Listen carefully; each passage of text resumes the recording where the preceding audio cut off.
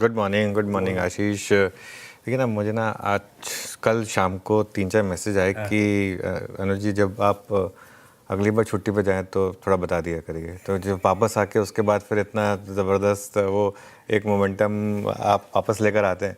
और लकीली इस बार अगर आप देखें तो पूरा वीक मोमेंटम वाला रहा वैसे मार्केट के लिए, है ना। लेकिन मैं आपको एक चीज़ बताऊँ, मार्केट में इस समय जो मोमेंटम है ना वो इतना स्ट्रांग है कि मुझे लगता है कि ये एक मौका होगा मार्केट के लिए।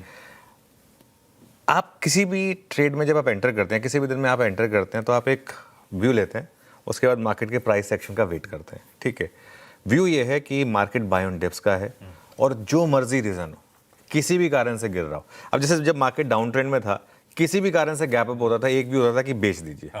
तो आज कोई भी रीज़न हो, कोई भी कार, कुछ भी हो, खरीद लीजिए। ये एक बेसिक व्यू है। गलत हुए तो गलत हुए, एक स्टॉप लॉस लगाएं, ऑप्शंस के थ्रू करें, जैसे मर्जी करें। देखिए, पहला सवाल तो ये कि गिफ्ट निफ्टी इतना नीचे क्यों है, मैं इसका जवाब देता हूं अभी थोड़ी देर में। और ज़्यादा ज़रूरी सवाल ये है कि अगर वाकई में इतना नीचे है तो खरीदें या बेचें at the end of the day. क्योंकि देखिए, आपको जो भी डिसीजन लेना है वो 9:15 बजे लेना है, एक बार मार्केट खुल जाएगा उसके बाद। पहली बात तो ये कि बाजार एक बहुत बड़े अप ट्रेंड में है, वो आपको स्क्रीन बता रही है। जिस तरीके से आपने रैली देखी है लोअर लेवल से 23,000 से 24,000 का वन वे रैली हुई है। मैं उससे पहले के तो लेवल डिस्कस ही नहीं कर रहा हूँ, ठीक है। और बैंक निफ्टी में तो 4,500 करीब पॉइंट के करीब की रैली हुई है। अगर बैंक निफ्टी का भी एक हफ्ते का अगर आप चार्ट देखेंगे तो उसमें तो देखिए आप, तो करीब 3,000 पॉइंट हो गए, है ना, ऑलमोस्ट मोर और लेस। ऐसे में 200 पॉइंट का गैप डाउन मुझे लग रहा है आपके लिए एक बाइंग अपॉर्चुनिटी होगी, नो क्वेश्चन आस्क्ड। एक बार के लिए तो बाजार में लोअर लेवल से रिकवरी आनी चाहिए। और एक चीज़, मार्केट में हो सकता है कि मिड कैप और स्मॉल कैप सबसे पहले ग्रीन में आ जाए और वो वहाँ उतनी बड़ी गिरावट हो ही ना, ठीक है। इसके बाद देखेंगे कि दूसरे हाफ में सेकंड गिरावट आ रही है नहीं आ रही है। नॉर्मली वो ज़्यादा बड़ा टेस्ट होता है मार्केट का। पहली डिप में तो बाइंग आ जाती है और हो सकता है कई बार डिप इतनी बड़ी भी ना हो जितना कि गिफ्ट निफ्टी बता रहा है, ठीक है। अब मैं आता हूँ उस सवाल पर कि आखिर हम इतना नीचे क्यों खुल रहे हैं। उसके दो कारण हैं जिस तरीके से हम नीचे खुल रहे हैं।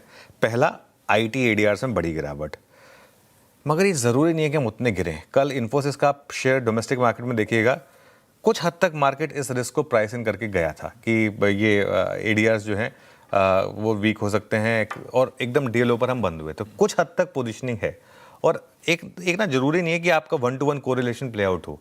ADR में ना लिक्विडिटी बहुत कम होती है, वहाँ के इन्वेस्टर्स में उतना शायद एक अंडरस्टैंडिंग, मतलब हमारी मार्केट से लेके थोड़ी सी कम होती है। कई बार ये भी एक फैक्टर हो जाते हैं, सारे एक ही ब्रश से पेंट कर देते सारे एक ही, हाँ, है ना। और उसके अलावा और भी बहुत कुछ चीज़ें होती हैं।